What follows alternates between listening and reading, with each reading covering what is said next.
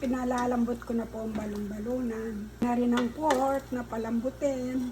Hintayin lang natin dito na ilabas ang sarili niyang mantika. And then, nagigisa po tayo at magluluto ng chop suey. Salt para may lasa naman po siya. Lagyan natin ng konting mantika. Lagyan natin ang ating chicken. Ito tayo ng chop suey, bawang, sibuyas.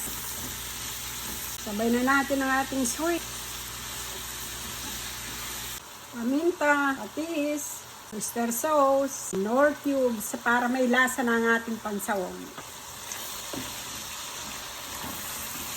Kamatis na uli. Halo na natin ang kamatis para at least ang kamatis ay malutong maigi kasama ang ating mga pansahog. Luto lang maigi ang mga yan bago ilagay ang mga gulay. Ayan, lutong-luto ng ating pansahog at saka kamatis. Pwede na natin lagay ang gulay niyan. Bell pepper, beans, cauliflower, broccoli, baby corn, at ang chicharon natin. Halo natin siya. Ayan. Hindi po ako naglagay ng water pero nag-water siya.